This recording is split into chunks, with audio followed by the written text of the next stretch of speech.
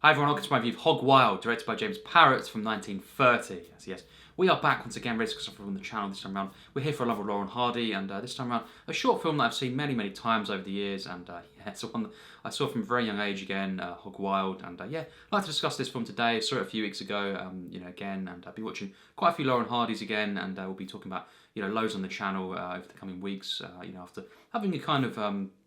maybe a couple months kind of gap from reviewing some of their films, and yeah, we're back again with talking about Laurel and Hardy, regularly on the channel. But yeah, there'll be a spoiler warning for this discussion. If you're into this film, I'm simply recommending it first, and then come back to this video, and we can go from there. We can talk from the comments, and yeah, celebrate cinema. So yes, with all that said, let's discuss my thoughts on this film. And yeah, this is a one, as I say, I've seen many times, and it's a very simple setup. We have, of course, Hardy in the house with his wife, played by Holderness, and yeah, Mrs. Hardy, and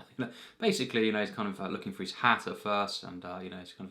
quite stressed out with this, and he's kind of blaming his wife for kind of hiding the hat kind of thing, and where is the hat, and all the time, obviously, as we know, it's on his head, his hat, and he's looking for about 2 minutes for this, and yeah, just constantly kind of shouting and getting uptight, and yeah, eventually he kind of realizes looking in the mirror that it's on his head, and then he tries to make out as if the hat was somewhere else, and to try and to make out that it wasn't his fault, kind of thing. And then yeah, from that kind of intro kind of gag, we have, of course, Stan coming over, and wanted to kind of him and Hardy wanted to go out and spend time together. Of course, Hardy's wife has wanted to finally put up this aerial, of course, for their radio, and kind of that's what he's kind of forced to do. And of course, Stan is the one that helps him put up this aerial, of course, on the roof, and it all kind of goes from there. That's where all the main slapstick of the film kind of takes place, on the roof around this, and side of the house with the ladders and all this, and it's just absolutely hilarious, this film. And I just think the flow of this one, after the kind of hat sequence, the prologue, it's just non-stop kind of hilarious moments, and I think just the locations with this as well, really peaceful, just kind of nice locations with the house and surrounding kind of neighbourhoods, and yeah, just the way of that gradual progression, and just where they're kind of falling off the roof, there's bricks going everywhere, and just the individual moments, within this, and the reactions from Hardy, of course, especially, it's just so funny, and I think just seeing them together trying to do this very simple task, and it's just so bizarre at times. Of course, Laurel kind of trying to plug in the wire there, and jumping up, and all the moments on the roof, and just how Hardy as well constantly accidentally smashes the window with different items as well, and just his wife's reactions as well really make it so much more funnier. And I think there's something really weird though about the wife in this film, and the reactions from Holderness, it's really funny and unique. And as a kid, it kind of scared me a bit, just when she kind of just one of her screams in the film. It's just really strange, from the kind of accident that happens, and I think it's just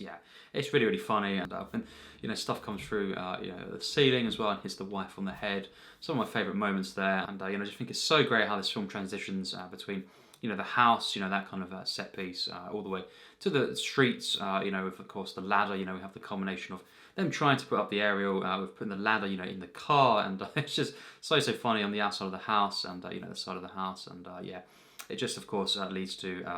Laurel putting his foot on the pedal, and going off with the ladder in the car, and Hardy, of course, on the ladder still, and it's just so funny. This is one of my favourite moments of the film. It's just absolutely insane, and just this great action set piece, and I think they're going through the streets, avoiding all the cars there. Laurel screams as well, it's so funny, and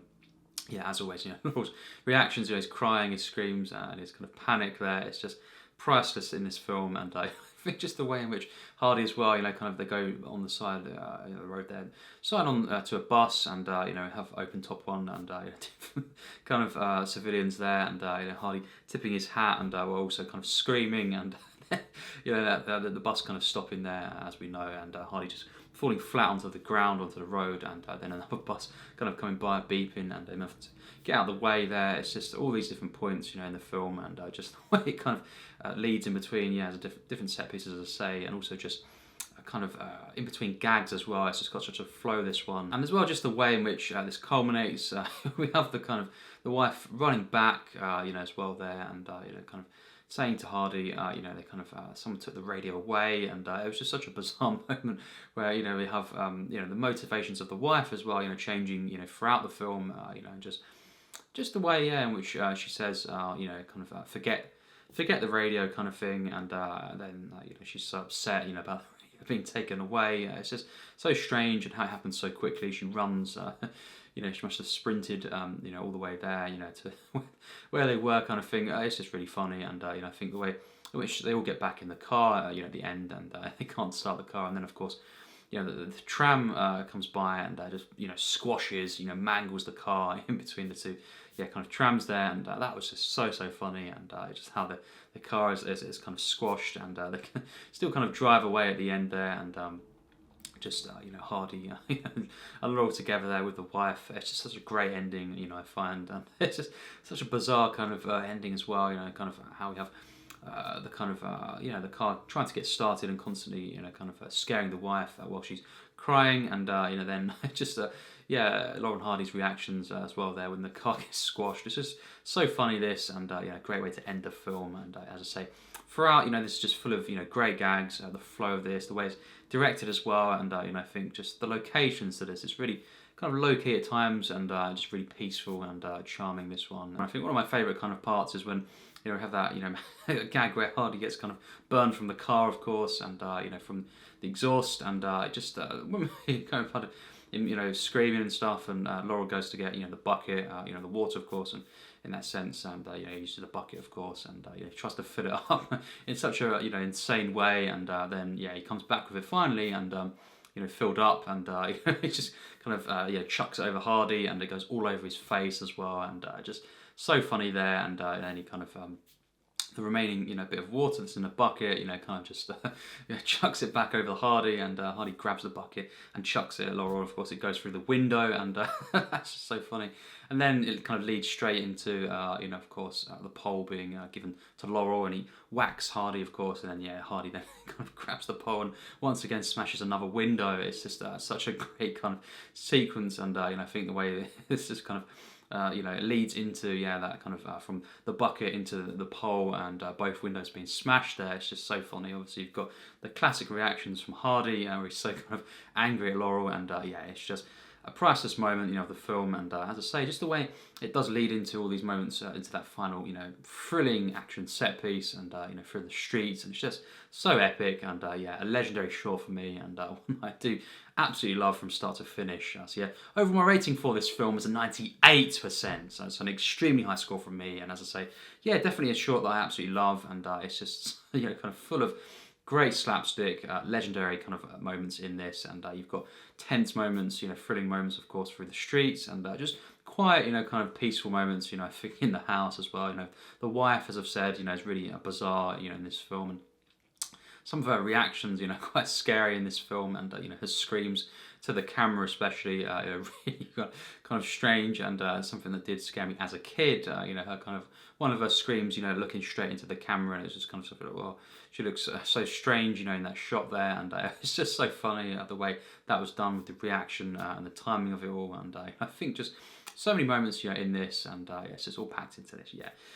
very short film of 19 minutes, and it's just definitely among my favourite, kind of Laurel and Hardy shorts. There are ones that I do prefer, but I do think this is,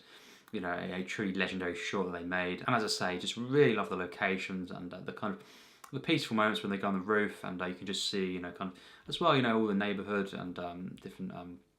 kind of houses and the streets,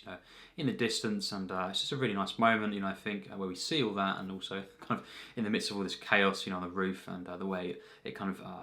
it's all around the house, in the house, of course, and on top of the house as well, and then throughout the streets, in the kind of final act, and as well, obviously, that prologue where Hardy kind of can't find his hat, and it's all just great stuff in this film, and I think, as I say, the reactions from Laurel and Hardy and the wife as well, it's just absolutely hilarious, and love the shorts, and definitely among my favourite kind of Laurel and Hardy shorts that they made. So that's my thoughts. What do you think on this film? Regret it in the comments. Your thoughts on this, your experience with this film, and